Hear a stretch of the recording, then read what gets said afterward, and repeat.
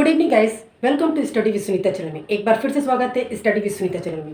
Guys, आज मैं आपको फ्यूचर परफेक्ट टेंस पढ़ाना चाहिए। अभी तक प्रेजेंट, पास्ट, फ्यूचर का सिंपल पढ़ा चुकी, कंटिन्यूअस पढ़ा चुकी। अब मैं आज आपको फ्यूचर परफेक्ट टेंस पढ़ाने जा रही हूँ। ठीक है, तो परफेक्ट का मतलब क्या होता है कि आपका क्या काम जो हो चुका होगा उसकी बात है। तो फ्यूचर में क्या मतलब, फ्यूचर परफेक्ट का क्या मतलब, भविष्य में जो काम हो चुका होगा। ठीक है ना, यहाँ फ्यूचर से क्या मतलब, जो आपका काम भविष्य में हो चुका होगा, लेकिन भविष्य में किसी निर्धारित समय तक वो काम हो चुका होगा। फ्यूचर परफेक्ट से यही मतलब, कार्य जो है आपका भविष्य में किसी निर्धारित समय तक, ठीक है, कोई समय तक आप काम समाप्त हो चुका होगा, उसी को फ्यूचर परफेक्ट टेंस कहते हैं। इसका स्ट्रक्चर क्या होता है, देखिए, सब सारे में स्ट्रक्चर वही होता है, बस क्या होता है, थोड़ा बहुत क्या चेंज तो होता ही है। कई वर्ब की फर्स्ट फॉर्म होती है तो कहीं थर्ड फॉर्म होती है, ऐसे करके होता है। यहाँ पे परफेक्ट में कहीं भी देखिए हमेशा थर्ड फॉर्म का यूज़ होता है। ठीक है ना, तो देखिए सब्जेक्ट है। अब यहाँ पे क्या है, फ्यूचर परफेक्ट टेंस है ये। तो यहाँ पे देखिए आपको फ्यूचर में हमें क्या शुरू से आपको बताया गया, विल सेल का, और शेल का कहाँ यूज़ होता है, आई वी के साथ। बट ये भी बताया जा रहा है आपको हमेशा से कि आई वी के साथ विल का भी यूज़ गलत नहीं होता, और यही मोस्टली यूज़ होने के कारण शेल का यूज़ नहीं कर रहे हैं। ठीक है ना, अगर हम शेल का यूज़ करते तो भी गलत नहीं है, और विल का यूज़ करते तो भी गलत नहीं है।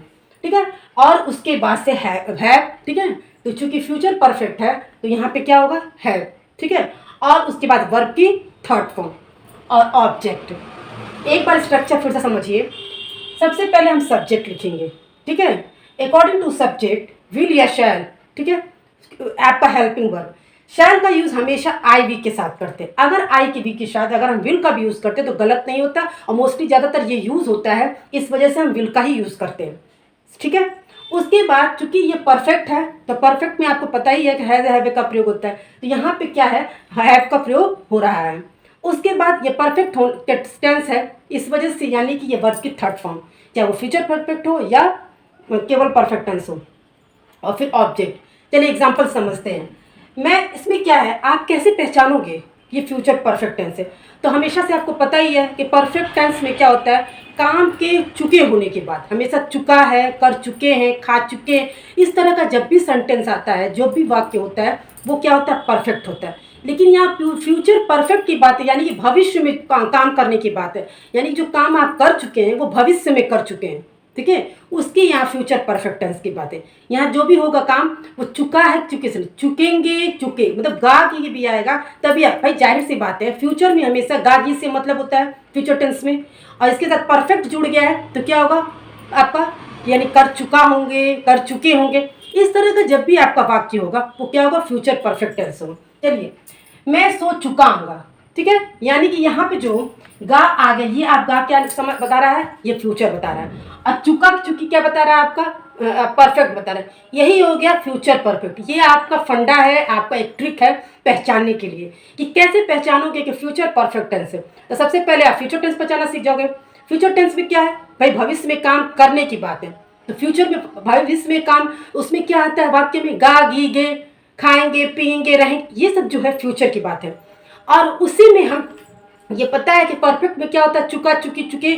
ठीक है, तो ये हो जाता है परफेक्ट, और यहाँ फ्यूचर परफेक्ट की बात है तो क्या हो जाएगा, दोनों को मिला दीजिए, चुका चुकेंगे चुके। यानी कि जब भी आपका वाक्य में कर चुके होंगे, कर चुका होगा, यानी कि चुका के साथ गागी के भी है, तो आपका फ्यूचर परफेक्ट टेंस होगा। ठीक है ना, चलिए एग्जाम्पल समझते हैं। मैं सो चुका हूँगा, तो आपको ठीक है, मैं सब्जेक्ट यहाँ आई हो गया। ठीक है, अब मैंने बताया है आपको आई वी के साथ शैल का भी यूज करते। अगर हम यहाँ शैल भी लिख देते तो कोई भी गलत नहीं होगा, बट मैंने विल लिखा है क्योंकि मोस्टली आजकल सबके साथ विल का यूज हो रहा है, तो विल का ही यूज करते हैं। ठीक है, तो यहाँ पे आपने विल लिख दिया। ठीक है, अब इसका स्ट्रक्चर ये है, चाहे विल हो या शैल हो, उसके साथ हमने हैव का यूज करना है।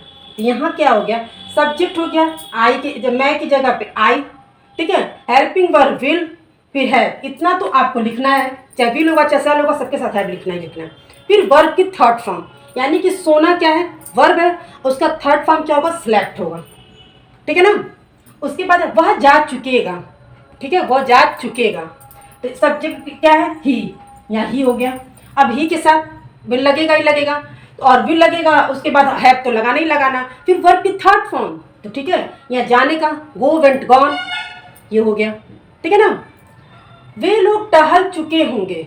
ठीक है ना, चुके, ठीक है, अगर वे लोग टहल चुके होंगे, ठीक है ना, किसी की बात हमने करी कि फ्यूचर में वो टहल चुके होंगे, मैं किसी से कह रही हूँ कि वो टहल चुके होंगे, तो यानी कि फ्यूचर में काम बता रहे हैं कि निर्धारित समय से कि वो काम कर चुके होंगे।